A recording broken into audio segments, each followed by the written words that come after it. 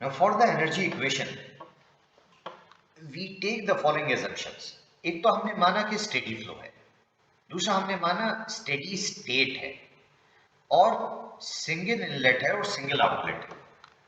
ठीक है, single inlet है, सिंगल आउटलेट है, ये हमने माना। V theta, V Z, V R, ये जैसे हमने पहले ले रखा था, ये वही आपको बना के दिखा रखा है। रोटर है हमारे पास में और हमारे पास में ब्लेड है। अगर मैं अपनी एनर्जी इक्वेशन लिखता हूं इस पर्टिकुलर केस के लिए, तो वो क्यू डॉट, यहां रेट्स के बारे में बात हो रही है, plus M dot H one, यानी 1 से मेरा मतलब इनलेट कंडीशन है और 2 से मेरा मतलब आउटलेट कंडीशन है। एच इंथाल्पी है, H1 plus V1 square by 2 plus GZ1 बराबर होगा m dot with H2 plus V2 square by 2 plus GZ2 plus W dot. यहाँ पे H1 और H2 ये स्टैटिक एंथैल्पीज हैं इनलेट और आउटलेट के ऊपर में। Q डॉट और W dot rate of thermal energy transfer और रेट ऑफ वर्क है for the control volume. Control volume के साथ जो इंटरेक्शंस हो रहे हैं Q डॉट W डॉट, ये रेट है थर्मल एनर्जी ट्रांसफर के और वर्क डन के। अब अगर हम एडियाबैटिक कंडीशन मानते हैं, ठीक है, कोई एनर्जी इनपुट नहीं हो रही है, थर्मल एनर्जी या बाहर नहीं जा रही है, ठीक है, जो कि हाइड्रोलिक टरबाइंस के केस में इजीली माना जा सकता है। हम ऐसा नहीं है कि लिक्विड को बीच में गर्म कर रहे हैं या ब्लेड हमारा हीटेड है, तो ऐसी कोई कंडीशन हम नहीं ले रहे हैं, एडियाबेटिक कंडीशन मान सकते हैं। दूसरा, इनलेट और आउटलेट में इतना ज़्यादा चेंजेस नहीं है एलिवेशन में, तो हम पोटेंशियल एनर्जी के चेंजेस को भी निगलेक्ट कर सकते हैं। अगर हम ये दोनों assumptions ले लेते हैं, तो हमारी इक्वेशन 8 जो एनर्जी इक्वेशन थी, वो फाइनली हमारे पास में इस फॉर्म में आती है। m dot h1 plus v1 square by 2 बराबर होगा m dot h2 plus v2 square by 2 प्लस w dot. Okay, this is what we है। नाउ अगर मैं m डॉट से इस पूरे को डिवाइड कर देता हूं, मैं m डॉट से इक्वेशन 9 को, पूरी इक्वेशन 9 को मैं अपना m डॉट से डिवाइड कर देता हूं, and then let's see what do we gate.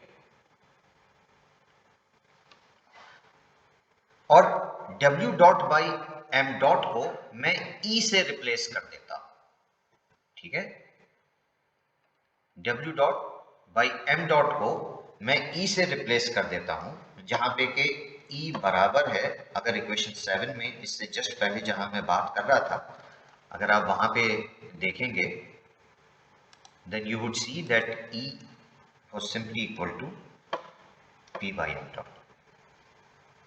ठीक है,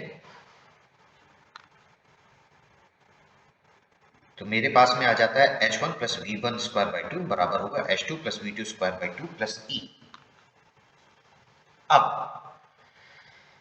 ये H1 स्टैटिक एंथैल्पी का कंपोनेंट दे रहा है मुझे, V1 स्क्वायर बाई 2 ये डायनेमिक कंपोनेंट है। इन दोनों को अगर मैं मिला देता हूं तो मुझको स्टैग्नेशन एंथैल्पी मिल सकती है H नॉट।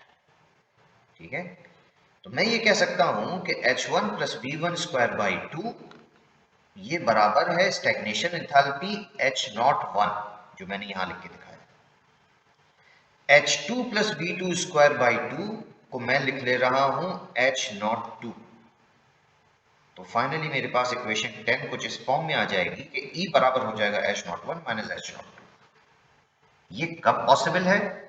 ये जब पॉसिबल है कि फ्लूइड को मैं रेस्ट में लेके आऊं, ठीक है, in such a way that there are no losses, यानी कि आइसेंट्रोपिकली।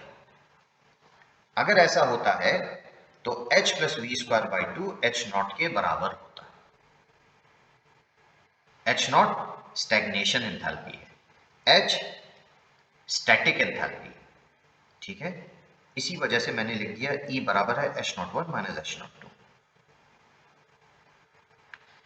अब ये जो रिलेशन मेरे पास में आया है इक्वेशन 10 के अंदर में, E बराबर H not 1 minus H not 2, it is useful in computing the pressure changes in hydraulic machines and pumps since the flow through them will be assumed isothermal. इस वजह से आइसोथर्मल क्योंकि हम मान रहे हैं फ्लो यानी कि सेम टेम्परेचर के ऊपर में है, तो मैं कैसे यूज करता हूं इक्वेशन 10 को, H को मैं लिख देता हूं U प्लस PVS, ठीक है, और वॉल्यूम को मैं डेंसिटी के फॉर्म में चेंज कर सकता हूं U प्लस P/2। ये मुझको एनर्जी इक्वेशन से मिला, ठीक है। और जो मोमेंटम इक्वेशन से इक्वेशन 7 था, E अगर वहां से बात करें तो वहां बराबर था U1 VU1 minus U2 VU2। अगर मैं इन दोनों को कंबाइन कर दूं, यानी E जो मुझको मिला है मोमेंटम इक्वेशन से और इक्वेशन 10 में E जो मुझको मिला है यहां पे एनर्जी इक्वेशन से, इन दोनों को कंबाइन कर दूं मैं, तो देखिए मुझको क्या मिलता है। H1 plus V1 square by 2 ये बराबर है H2 plus V2 square by 2 plus E मैंने मोमेंटम वाला रख दिया तो U1 VU1 minus U2 VU2 इस तरीके से लिख दिया। थोड़ा सा रीअरेंज करने के बाद मैं इसको लिख सकता हूं इनलेट के सारे पैरामीटर्स एक तरफ H1 plus V1 square by 2 minus U1 VU1 और एग्जिट के सारे पैरामीटर्स एक तरफ H2 plus V2 square by 2 minus U2 VU2। ये quantity in itself H plus V square by 2 minus U VU ये अपने अंदर में रोटेशनल स्टैग्नेशन एंथैल्पी कहलाती है। दूसरा नाम है इसका रोथैल्पी। रोटेशनल स्टैग्नेशन एंथैल्पी दूसरा नाम है इसका रोथैल्पी। और इक्वेशन 11.2 से हमको ये समझ में आता है कि जो इनलेट पे रोथैल्पी होती है वही आउटलेट पे होती है। इसका मतलब ये हुआ कि इनलेट और आउटलेट के बीच में भी हर जगह रोथैल्पी सेम रहती है। तो रोथैल्पी ओवरऑल सेम रहेगी। ब्लेड में आप किसी भी जगह पे कंसीडर कर सकते हैं। और ये फॉर्म रोथैल्पी की कई जगह जैसे कंप्रेसर्स के अंदर में और compressible flow turbine machineries turbo machines के अंदर में यूज होती है। ठीक, अभी तक की हम ये जितनी एक्टिविटीज आपको करके दिखा रहे हैं ये सारों का मकसद सिर्फ ये है कि हम किस तरीके से अपने किनेमैटिक पैरामीटर्स को डायनेमिक पैरामीटर्स से रिलेट कर सकें। यहां ये सब कुछ इसलिए किया जा रहा है। और हम यहाँ पे इनलेट और एग्जिट ही कंडीशंस को देख रहे हैं। ब्लेड में बीच में क्या हो रहा है हम उसको कंसीडर नहीं कर रहे हैं। ये एक तरीके का एजम्पशन है, वैलिड एजम्पशन है। कई जगहों पे इसकी वजह से बहुत बड़ी चेंजेस नहीं आते हैं। This gives you perfectly good results. अब हमारे पास में दो तरीके की टर्बो मशीन्स हैं जिन्हें हमने कंसीडर किया है। या तो वो एक्सियल फ्लो है या तो वो रेडियल है। तो अभी जो थोड़ी देर पहले क्वेश्चन किया गया था रिलेटिव वेलोसिटीज का, तो हमने कहा था कि आगे जरा से चलेंगे तो वेलोसिटी ट्रायंगल्स को देखेंगे। तो यहाँ पे हम एक्सियल फ्लो अगर टरबाइन है मेरा, ठीक है, तो वेलोसिटी ट्रायंगल उसमें इनलेट पे और आउटलेट पे कैसे होते हैं बना के दिखा रखा है। और अगर रेडियल फ्लो टरबाइन है तो वहां पे इनलेट और आउटलेट पे किस तरीके के आपके पास में वेलोसिटी ट्रायंगल्स होते हैं उन्हें भी बना के दिखा रखा है। तो थोड़ा सा उनके कन्वेंशंस के बारे में पहले बात करते हैं फिर आगे बढ़ेंगे। कुछ बातें हमने कंसीडर इसमें ये की हैं कि हमने ये माना है कि फ्लूइड जो है वो हमेशा एंट्री पे और एग्जिट पे टेंजेंशियली एंटर कर रहा है। Fluid is always assumed to enter and leave tangentially, ठीक है।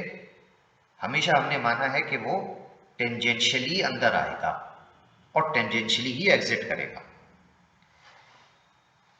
U को हमने कहा है ब्लेड वेलोसिटी। सो ब्लेड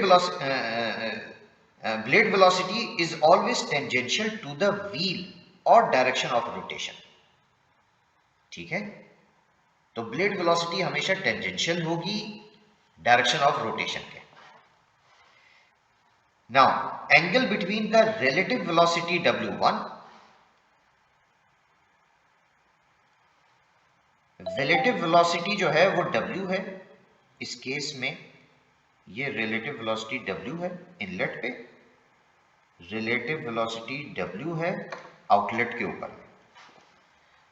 तो ये बात कर रहे हैं कि जो एंगल बनता है रिलेटिव वेलोसिटी और ब्लेड वेलोसिटी के बीच में, ठीक है, इसको ब्लेड एंगल कहते हैं।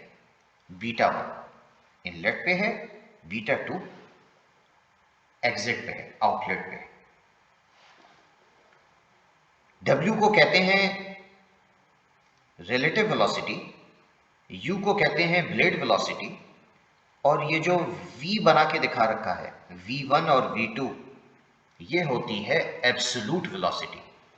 और एब्सोल्यूट वेलोसिटी और ब्लेड वेलोसिटी के बीच के एंगल को कहते हैं अल्फा। अल्फा 1 इनलेट के ऊपर में और अल्फा 2 आउटलेट के ऊपर में। ये अल्फा किस कौन सी वेलोसिटी टेंजेंशियल होती है? एब्सोल्यूट वेलोसिटी टेंजेंशियल होती है। नहीं, एब्सोल्यूट वेलोसिटी को हमने टेंजेंशियल लिखा है।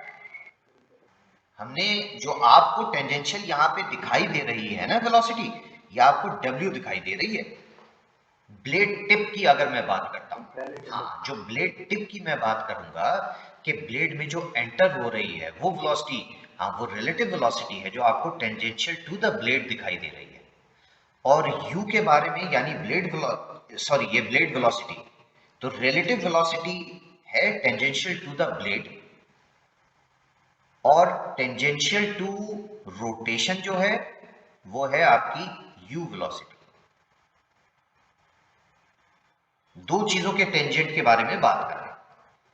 डायरेक्शन ऑफ रोटेशन के टेंजेंट है ब्लेड वेलोसिटी, और खुद अगर मैं ब्लेड के बारे में बात करूं तो उस ब्लेड के टेंजेंट है रिलेटिव वेलोसिटी। जो फ्लूइड एंटर हो रहा है नोजल से, लेट से आ रहा है या कहीं से आ रहा है, वो किस वेलोसिटी पे आ रहा है? वो है v1 v2। इसीलिए इसको मैं कह रहा हूं एब्सोल्यूट वेलोसिटी। ये जो अल्फा एंगल और बीटा एंगल हमने बना के दिखाए, अगर ब्लेड वेलोसिटी और रिलेटिव वेलोसिटी के बीच के एंगल के बारे में बात करूं तो उसको बीटा कहते हैं, और ब्लेड वेलोसिटी और एब्सोल्यूट वेलोसिटी के बीच के एंगल के बारे में बात करूं तो उसको अल्फा कहते हैं।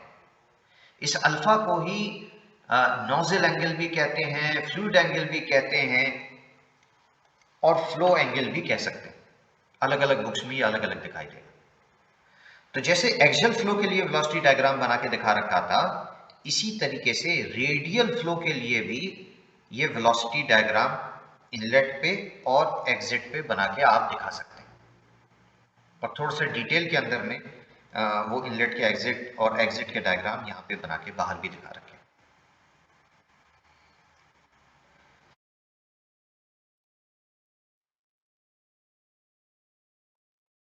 तो v को हमने बताया एब्सोल्यूट वेलोसिटी, w को हमने बताया रिलेटिव वेलोसिटी, u को हमने बताया ब्लेड वेलोसिटी। u और w के बीच की एंगल को बताया बीटा, u और v के बीच के एंगल को हमने बताया अल्फा।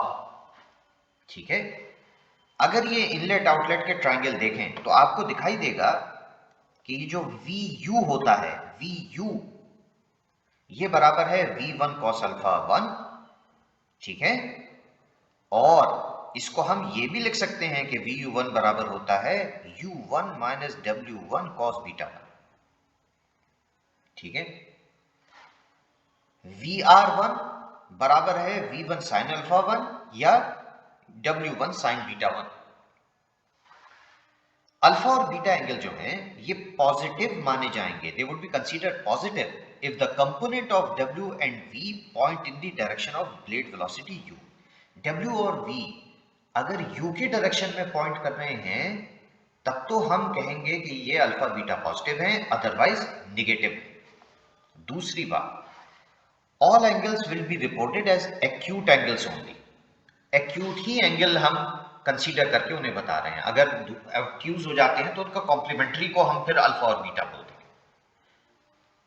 ये सारे वेलोसिटी ट्रायंगल्स देखने के बाद में अब यहाँ पे जो बेसिक हम काम करना चाह रहे हैं, जैसे मैंने आपसे शुरू में कहा, हम करना ये चाह रहे हैं कि किनेमैटिक वेरिएबल से डायनेमिक्स को हम कंसीडर करना चाह रहे हैं। ये u v w मैं कैलकुलेट कर सकता हूं, मेजर कर सकता हूं, तो मैं इनके टर्म्स में जो मैंने इससे पहले e निकाल के दिखाया था वो कैलकुलेट करना चाह रहा हूं। सो लेट अस सी, अगर मैं लॉ ऑफ कोसाइंस लगाता हूं और मैं अपने जो वेलोसिटी ट्रायंगल हैं उनके बारे में बात करता हूं, तो मैं लिख सकता हूं कि w1 स्क्वायर बराबर होगा u1 square plus v1 square plus 2u1 v1 cos alpha 1, और v1 cos अल्फा 1 बराबर होता है vu1। इसी तरीके से w2 स्क्वायर को लिख सकता हूं u2 square plus v2 square minus 2u2 v2 cos alpha 2, और ये v2 cos अल्फा 2 को मैं लिख सकता हूं vu2। फाइनली अगर मैं बात करूं ये e जिसको मैंने पहले लिख के बताया था आपको u1 vu1 minus u2 vu2 है, और ये कहां से आया था, p बाई m डॉट के बराबर था। तो मैं इसको अब लिख सकता हूं थोड़ा सा चेंजेस करने के बाद में। मैं इसको किस फॉर्म में लिख सकता हूं, मुझको v1 square minus v2 square by 2 plus u1 square minus u2 square by 2 minus w1 square minus w2 square by 2। ठीक है, और अगर मैं h को लिख के दिखाना चाहूं जो e बाई जी के बराबर है, तो मैं ये कह सकता हूं v1 minus v1 square minus v2 square by 2g, u1 square minus u2 square by 2g, और w2 square minus w1 square by 2g। ये मेरी इक्वेशन 13 हुई, और ये मेरे पास में अलग अलग हेड के टर्म्स आ गए। ये h जो है वो हेड है, मेरे पास अलग अलग हेड के टर्म्स आ गए। अब ये हेड के टर्म्स क्या होते हैं, इनसे क्या होता है, ये हम नेक्स्ट आगे आपसे बात करेंगे।